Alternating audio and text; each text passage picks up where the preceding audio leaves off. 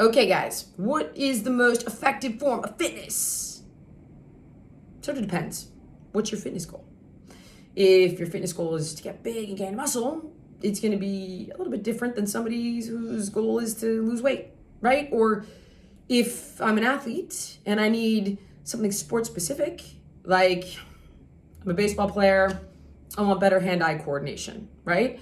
Or I'm a skater, speed skater, and I need more power. Then the best workout is going to be something designed to help you build those fitness modalities.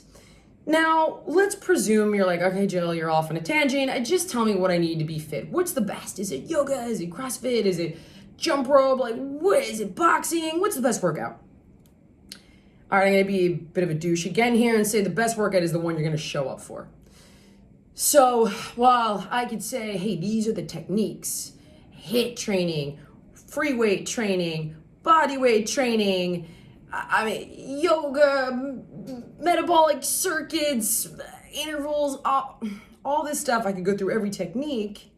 If you hate it, then you're not going to show up for it. Then it isn't the most effective, because the most effective rule of fitness is consistency. If you don't show up for it, we're screwed, okay? So, number one rule is consistency. Consistency, what will you show up for? That will be your most effective workout. The number two rule that is the most applicable to everybody is variety. Why? A couple reasons. Number one, you do the same thing over and over, your body adapts to it, and you stop seeing change. Plus, if you do the same thing over and over, you could get a repetitive stress injury, like runner's knee, tennis elbow. That's repetitive stress. Same thing over and over and over. Not enough variety, not enough recovery, overuse injury. All right? Now, on the other flip side of that coin, when you do the same thing over and over, your body adapts to the stress and we no longer progress. So, for example, when we start lifting weights, we get blisters on our hands. Over time, our body adapts to that stress by creating calluses, which is okay, great, but you got to constantly change the stimulus. Another reason variety is important is because, look, you got different modalities of fitness. Sometimes we need speed, sometimes we need balance, sometimes we want to be more flexible. So you should be training all those modalities to make yourself, quite honestly, just the most well-rounded human, right? You don't just want to be like super strong but have zero flexibility, because you can get injured. So how do we create the most athletic version of you? With variety. Now, a trainer can do that for you. That's what I do with all my fitness programs. You'll notice that I jump back and forth between a million different modalities. We've got explosive training, we've got HIIT intervals, we've got circuit training, we've got free weights, we've got body weight. We progress every 2 weeks. I build in recovery days. Like, I take all those techniques to build not just a workout, but a program, right? That's what your trainer should do. I love to defer you to the doctor, the therapist, the trainer, the experts, because that's what they specialize in, is creating the proper program for you based on having the right knowledge and information. But again, if you can't get to the doctor for that vitamin D test I asked you to, or you can't get to the therapist to help you resolve a certain issue, or you're not going to hire a trainer or get an app to create your workout program for you, you simply said, what's the most effective workout? All right. So how do you get variety in your routine? Well, I said pick something you like so we're consistent. Okay, what do you like? Do you like dance? Do you like hiking? Do you like biking? Do you like yoga? Do you like CrossFit? Like, what is it that you like? I need you to pick a couple things, okay?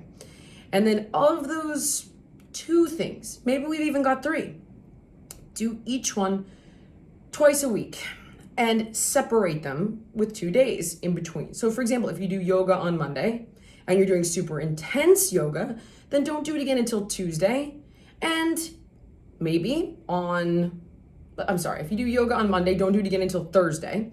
And maybe on Tuesday, Friday, you do kickboxing. Totally different kinds of workouts. So you've got mobility, right, which is flexibility and strength with your yoga.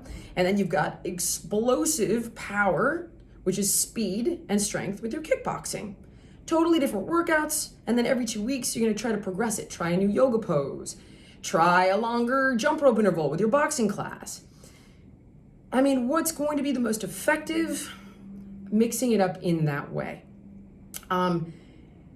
What I don't like is when we get into the same thing over and over and over, no matter how effective. I love yoga. I don't want you doing it every single day. I mean, one of my top concerns with CrossFit is that people tend to go every single day. There's not a built-in recovery there. And it's extremely, extremely intense. So if you love CrossFit, do it twice a week and then build in yoga 2 more days. Mix up the modalities. Variety is the most important thing. And as long as when you work out, you give it your all, even if it's not perfect, right? Even if it wasn't as good as it was yesterday. If you like to row, row.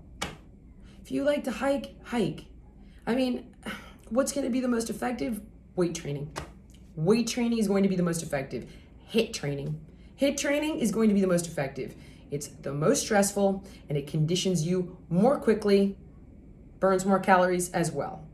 Yoga is great because it improves your flexibility, and not a ton of workout modalities do that. Pilates will, dance will, some forms of dance, but I really do love yoga for the core strength, the body awareness, and the flexibility, or mobility, right? Which is strength and flexibility combined.